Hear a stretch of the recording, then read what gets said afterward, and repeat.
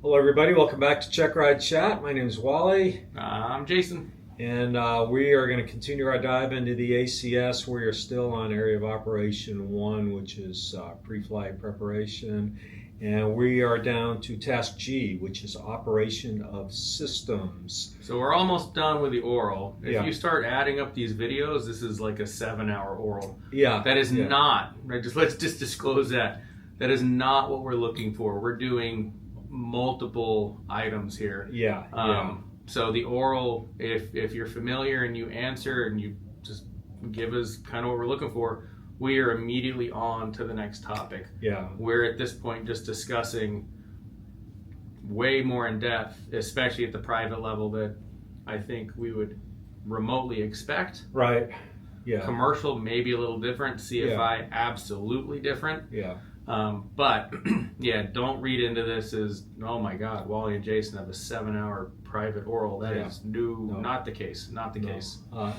I say my average is 90 minutes. An hour and a half. Definitely no more than 2. That's with kind of the audit and the pilot bill of rights and things like that. And just getting to know each other a little bit, just talking about stuff, Hey, exactly. Hey, the Texans won. Did you see the game? I just felt we should throw that out there, that orals for private are not 7 and 8 hours. Yeah, absolutely.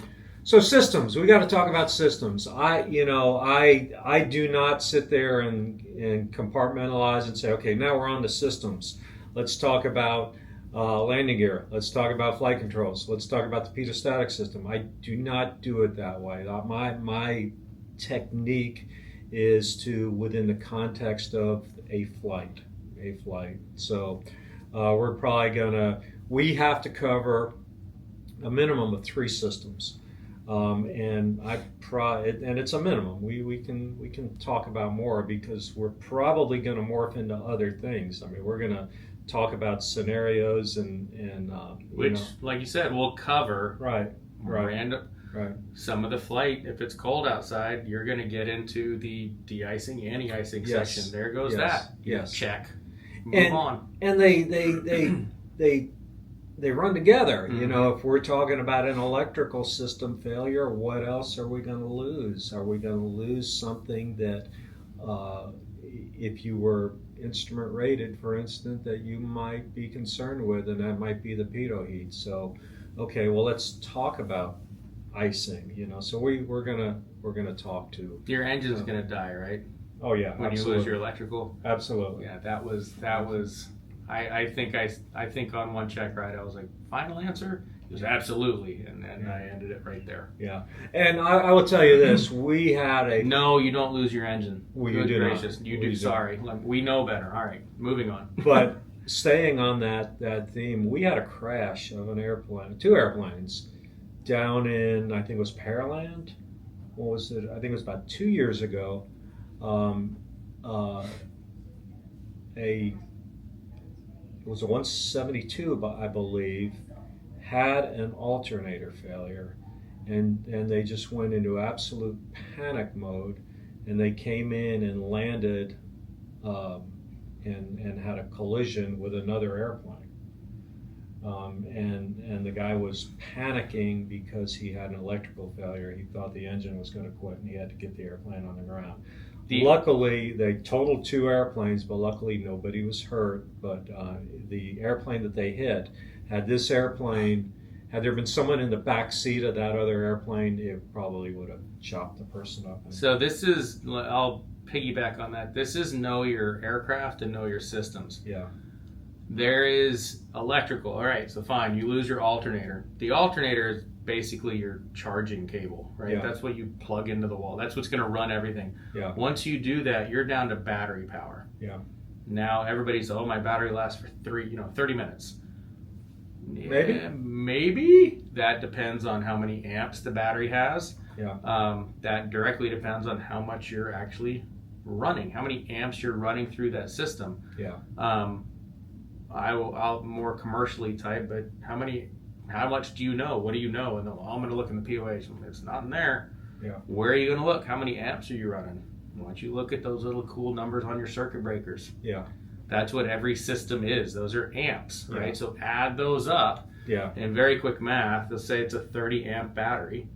You can run 30 amps per hour. Yeah. So if you're running 60 amps, your battery's going to last 30 minutes. Yeah. If you run 15 amps, your battery's going to last 2 hours. All ballparking, but it's basic rudimentary understanding. But back to your point, are you going to lose the engine? No, absolutely not. The only time you're still not going to lose your engine, but if you have a Surefly mag. Yeah. So the Surefly mag, that is an electric magneto. Electronic ignition. So with that being said, the original Sureflies, you could only ever have one. So if you have a Surefly mag, and again, this is know your system, there's typically a placard on your flight deck, on your panel, somewhere. It says if you lose the alternator, you need to get your butt on the ground. Yes. Because if you lose that battery, you're now going to lose 50% of your spark. Right. The new Surefly got authorized, I think it's an STC, you can have dual electric ignition, dual electric mags, but you now have to install a standby battery. Okay. So that battery is simply for that mag. Yeah.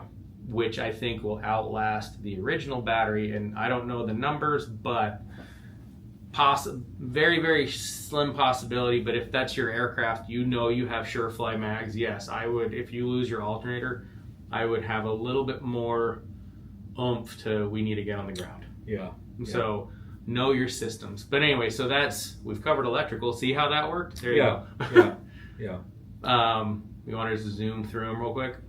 Yeah, so here, this is on the knowledge section.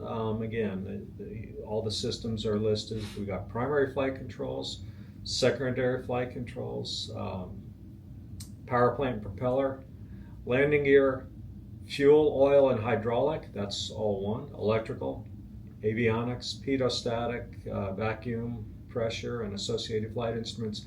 Environmental, de-icing and anti-icing, and oxygen systems. So we are going to cover a minimum of 3 of those. And as you mentioned, in our scenario, we've already talked about electrical. I think power plant is pretty important. I always ask. You will always get asked. Power plant, pedostatic, and typically my alternates on that are it'll be the electrical or the anti-icing. Yeah, and my go-to is power plant, electrical, and then something else. I remember as a very young pilot, student pilot, my father asking me one time, what are you going to do if you're starting the engine and you see flames coming out from underneath the cowling? And boy, that was a long time ago. When my dad, I remember driving in the car when he asked me that question, and I didn't know the answer. And I think my comment to him was, well, it's not a memory item. But he said, but you're on fire. Don't you think it ought to be a memory item? So I will ask that on a lot of check rides. Okay, we're starting, and while starting, the engine hasn't started, but you see some flames coming out. And fix your cutoff, throttle full, keep cranking. Let the prop put the flame out. Yeah, and that's basically most airplanes. It is not a memory thing, but it just ought to be one. I mean, if you go back to high school chemistry, you need 3 things for a fire. You gotta have fuel, you gotta have spark, and you gotta have air. Well, in this case, we're eliminating the fuel, so if there is a fire, in theory, we should put the fire out. It's pretty much the same for any reciprocating. I use that on my anti-icing question. We'll get to that in a second. But anyway, so that's one thing about power plant. Now with me, we're going to come back. We're going to talk more about power plant because we'll talk about a run up, a unsuccessful run up. While you go up to 2,000 RPM, and on one magneto, the airplane is running extremely rough. There's a lot of people will just punt and they'll say, well, we're just going to taxi back, and I can't say that's wrong. It is not wrong. But at a commercial level, I would like to think that the pilot would try to come up with some more troubleshooting things as far as a rough running engine on one magneto. And again, it's probably not a magneto, it's probably a spark plug, fouled plug, and we could probably fix that. A lot of flight schools have procedures for a fouled spark plug. I would venture to say it's probably carbureted also. Yes. Not injected. Yes. So again, we've touched on power plant again. We see a trend. So CFI let me step in on that. If you see this, if you know how to correct a fouled spark plug, demonstrate it to your student once, but maybe the next time it happens, let them do it. Yes. Don't stop doing everything for the student, because when they get into these check rides, organically these scenarios, these questions, situations will come up. Yeah. And I saw my CFI do it versus, my CFI had me correct it. They're going to be much, much better off if you allow them. I know it's much quicker and much simpler for you to just take over and fix the problem. You're getting paid by the minute.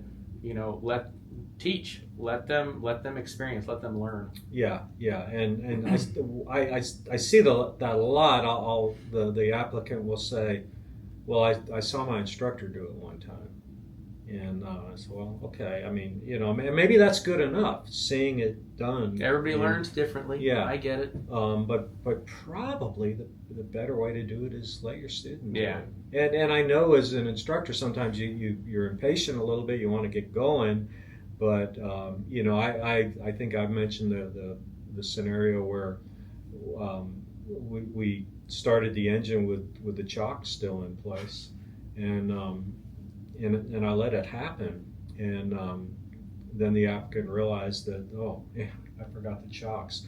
Did they fail the check ride? Absolutely not. They made a mistake. They went out, they fixed it, and I think they've learned something. That's a huge takeaway. They'll probably never forget that, and they've got a great story to tell people. Hey, well, guess what I did on my private pilot check ride? So I think we at CFIs, we got to maybe do a better job of letting your students mess up. Yeah, make a mistake. Yeah, let them mess up. Right. Right. All right, All right, so real quick, primary flight controls, very, very simple. Ailerons, rudder, elevator. Yeah. Next, makes me turn, makes me stay coordinated, makes me go up and down. Right. Secondary flight controls, flaps, slats, trim tabs, anything that adds to performance, anything that makes the pilot's job easier. Yeah. That would be secondary flight controls. Yeah. Power plant and propeller, I'm going to ask you, tell me about your engine. And most people will spill out, take the light, they'll say L-hand. Great, what does that mean? They'll go like homing, horizontally opposed, a air-cooled. And I said, what does air-cooled mean? Which now that's going to lead into another one on how does it work. But what does air-cooled mean? Air-cooled as opposed to liquid-cooled. There's not a lot of liquid-cooled engines out there, but that's the difference there. Yeah. LAA or HAN, normally aspirated. Right. Well, what does that mean? Right. As opposed to turbocharged. Yeah. Right, and then direct drive, and as opposed to a geared engine. Not a lot of geared engines, but for those who have flown a geared engine, 421 comes to mind. Beautiful plane, great engine if flown correctly, but don't just give me this rote go.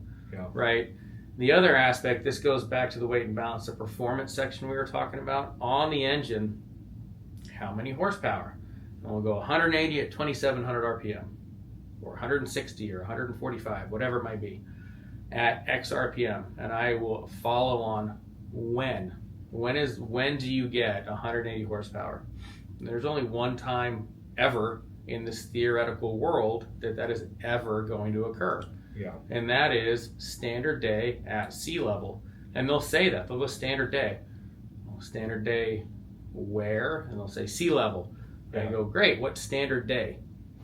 and sometimes it's blank stares, but that's 2992 at 15 or 59, whatever you want to do. Yeah. And that is the performance metric. That is what every single airplane in the world, that is your, what's the word I'm looking for? That's your baseline. Right. And how many of us fly at sea level airports? I mean, here we are down in close. Houston. We're close, but we're not there. Galveston's closer. New Orleans, Louisiana, I think, well, it used to be 4 feet. And so technically New Orleans isn't even at sea level. It's real close. Very close. Denver is one of the airports 5,600, one's 5,900. Yeah. You will never, ever, anybody flying in Denver, you have never experienced 180 horsepower. Period. There's no way. Right. It's impossible. So, but that's kind of the correlation. Just because it says it has it, when does it have it? So it's putting it together. Landing gear, most of the single, that's all fixed gear. Privates, I'm not going to ask that. Fuel, oil, hydraulic, how much does it take? What type of oil? Yeah. What do you use hydraulic fluid for? What color is it? If you see a red pool below your brakes, yeah, maybe don't go. Yeah. Right? Very, very basic. We've already gone 5 of them. Yeah. We've already discussed electrical, cool. Avionics. This is somewhat linked to pedostatic vacuum / pressure systems, associated flight instruments. That's almost synonymous. Yeah. But I'll ask very basic, what's your pedostatic? And they'll tell me, if your static port blocks, how does that affect the instruments? If your pedo tube blocks, what is that affected? Yeah. Then I'll say in your airplane, or tell me what, I won't even say in your airplane, it's assumed it's your airplane. What are your vacuum instruments? Yeah. And I love the ones where they list off attitude and heading indicator, and it's a flipping G1000. Yeah. It's like unless it's your standby, I get it, don't get mad. But if you have 2 G5s or 2 75s, yeah, there ain't no vacuum. There is no vacuum system. Know your airplane. What I'll ask about the vacuum system is, we are in a standard 6-pack that does have a vacuum system. You look over at that suction gauge and it is indicating 0. What can we expect to happen? I'm going to guess what they tell you.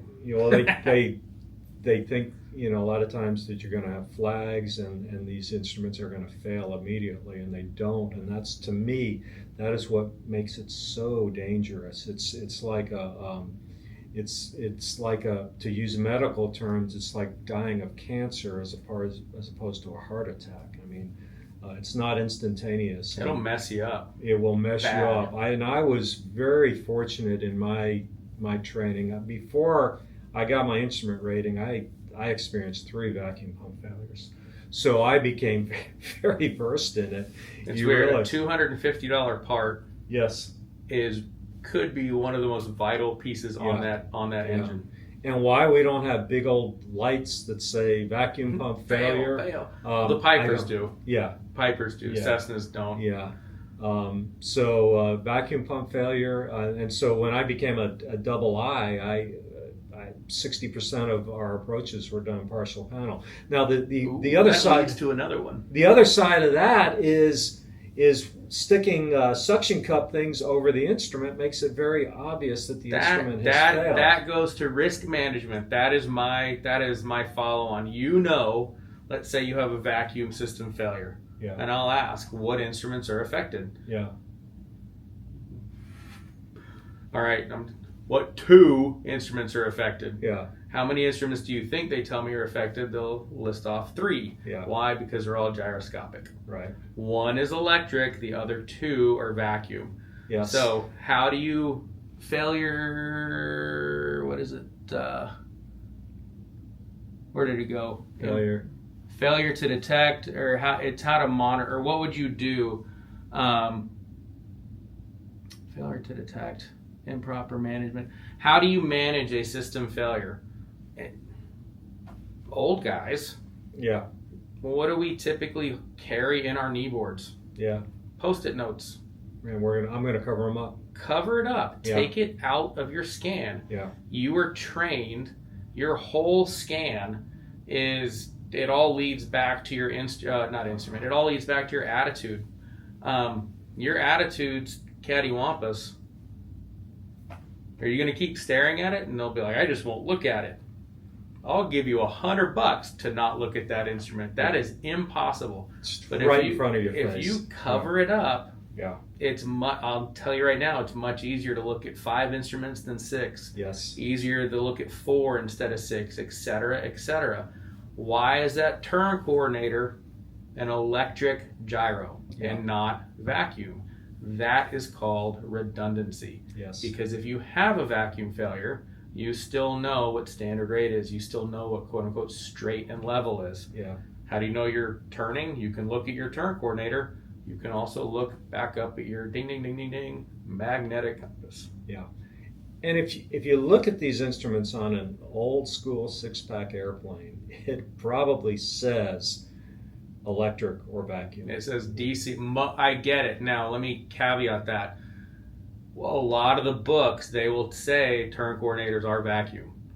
And that is like the original old school turn coordinators. Most all of them now will say DC electric in I think it's in blue letters. Yes. You can see. I have seen one in all the check rides. It's extremely rare to have a vacuum turn coordinator. Yes. When you turn on that master, what do you hear spooling up? Yeah. That's your turn coordinator. It's an electric turn coordinator. It's spooling up, right? Yeah. So, Peterson, yep. Avionics, again, know your aircraft. Don't tell me you have a vacuum system when your airplane's glass, right? Don't do that. And the other side of that is if you are in a glass airplane, we're still going to ask you these questions. You're on the hook. Some people may say, well, that's not fair, but you're not getting a type rating that says you can only fly a 172 with a G1000. You get an airplane single engine land, so you're legal to go down to Joe's FBO or flying school tomorrow and rent one of these airplanes. So I think we need to at least discuss it, and I need to have a little confidence to know that you could take your family in this. That's one of the best phrases you can say.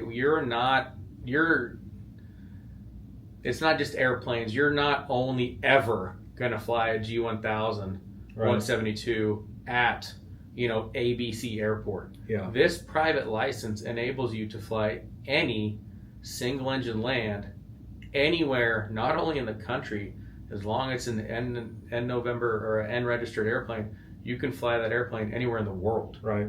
So it's up to you. You're the PIC. You're responsible. Yeah. What's next? Environmental. This was one of these driving on the road with my dad. One time he taught me how a heater in an airplane, a single engine airplane works, and we'll get into that. But the way I present this is I say, okay, we get up to our altitude, and I tell you that I'm cold, so you turn the heat on, and then a few minutes later, I tell you I've got a really bad headache and I don't feel very well. What do you think the problem is? And by and large, most of my applicants do a really good job. They'll say, well, it could be we've got a carbon monoxide poisoning that we're getting from the heater. Okay, what are we going to do about it? We're going to shut off the heat. We're going to open the vents and kind of evaluate things and maybe get you on the ground. The source. Yeah, turn off the source. Crack a window, open a door, dilute that air. Yeah. And then I always follow, would you land? Yeah. And some will be like, well, we discovered it, we turned it off, I'm going to continue. The issue with monoxide poisoning is you have no idea how bad you got it. Yes. You have no idea how long it's been going on. From a conservative standpoint, I would absolutely say get on the ground. And if you're really, really cautious, get on the ground and go to the ER. And I'll tell you a real world scenario that I'm aware of. This happened at an airport just 15 miles from here, probably about 5 or 6 years ago. There was a young lady that had a Cherokee 140, and she was teaching her dad how to fly. She was a CFI, obviously. She's teaching her dad how to fly, and they went out one day to the airport, and they're going to do some landings. And they got in the airplane, And after about 3 landings, their dad said, "Man, I got a really bad headache. I just don't feel well." And they didn't really put 2 and 2 together at this point, so they landed and they went in. They put the airplane away, and next week they came out to go fly again. Guess what? The same thing happened, and then they kind of went, what's going on here?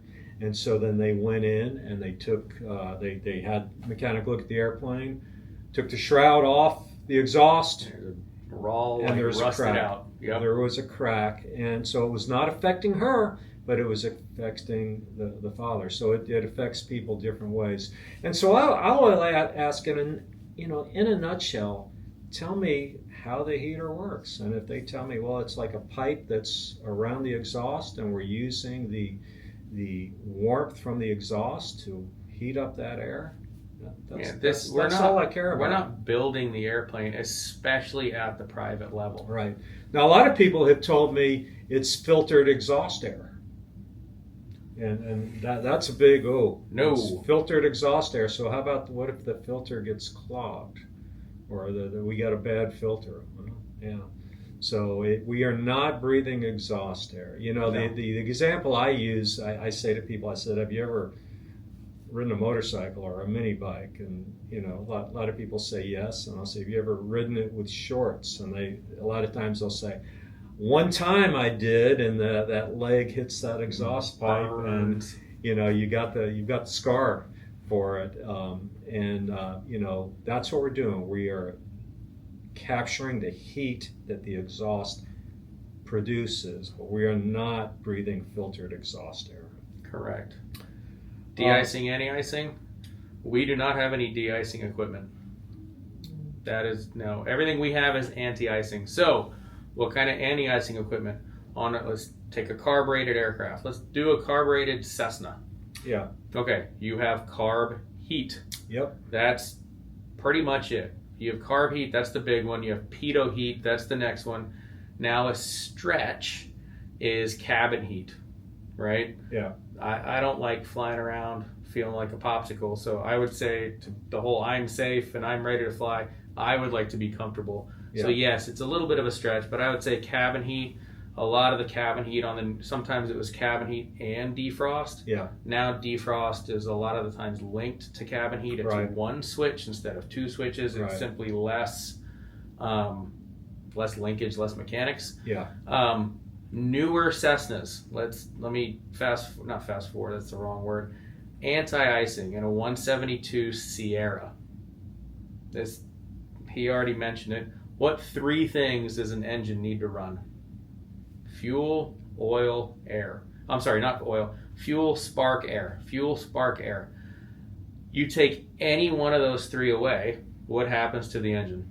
Quits running. Bye-bye. That will kill your engine. Yeah. So, on the 172 Sierras, this is kind of how my mind thinks, but it's good to know. Are you allowed to fly into known icing in a 172? No. Right? I would say one of the best inventions ever on the 172 was right behind the air intake, there's a little vacuum door. Meaning if your air intake ices over,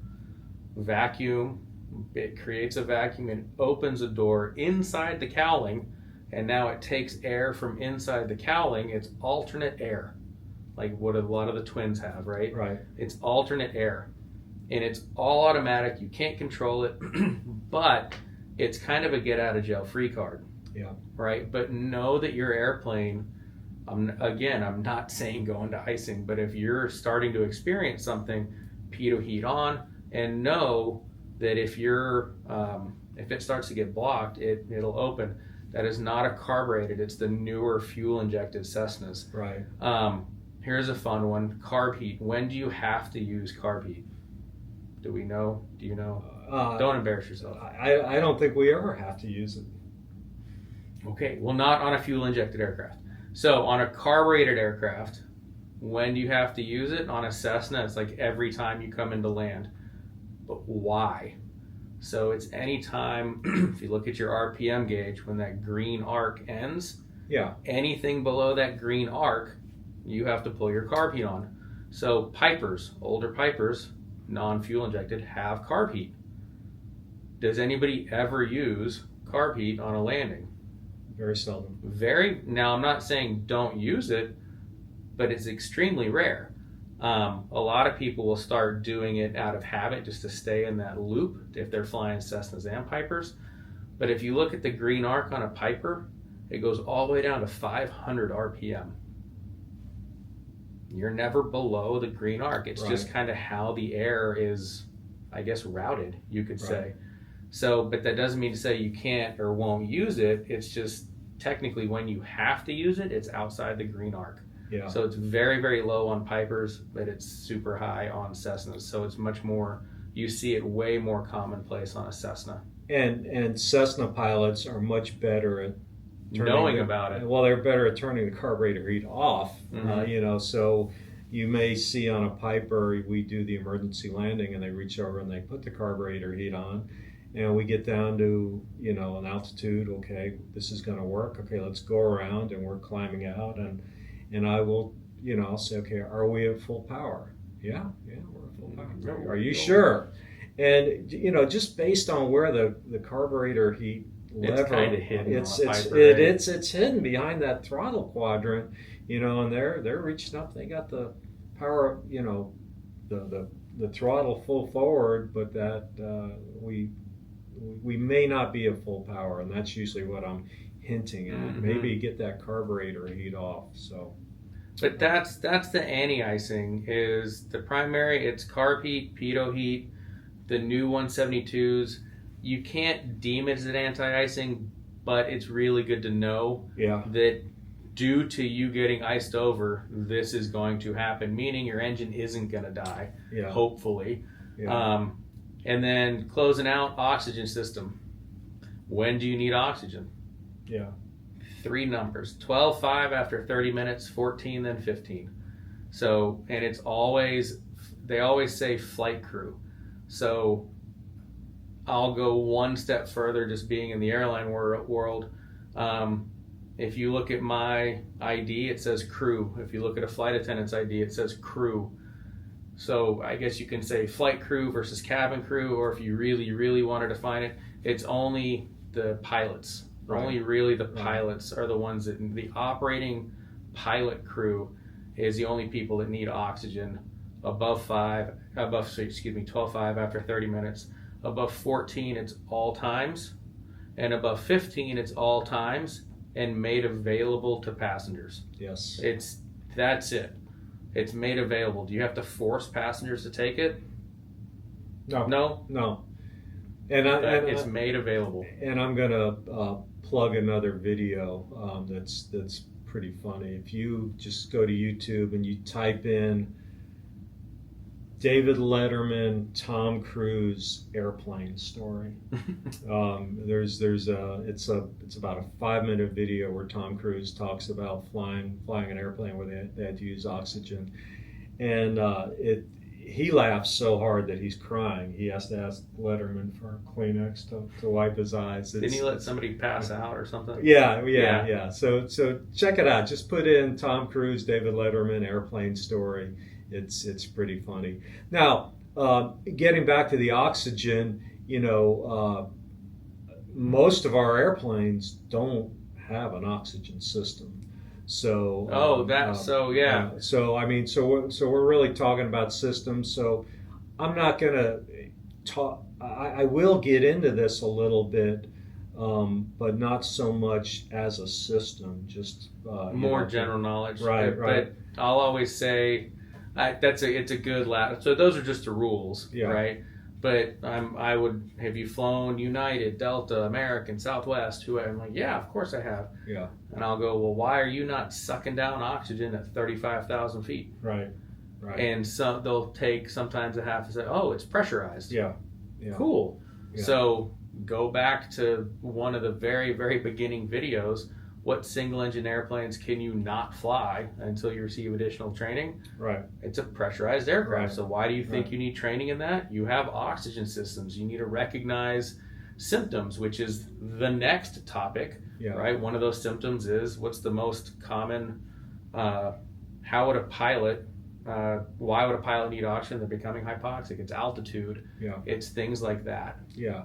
And like in my Saratoga, it is a turbocharged airplane, so You can go high. we can go high, and I do have a portable oxygen bottle that we got masks for everybody. Well, not masks, but the whatever you call those things. Cannula. Yeah, Little- cannules. They pick your nose for you. Yeah. So we use that, but one thing I do have on my watch is a pulse ox meter. So I monitored that, because when you run out of oxygen, you don't know. The Mirage that I used to fly, because it has a little, you stick your finger in it. It's Okay. kind of cool. But yeah, Okay. the newer ones have all that stuff. Yeah. And it actually sets, there's a timer that says check it every, I think it's like 25 minutes at altitude. Well, that's cool.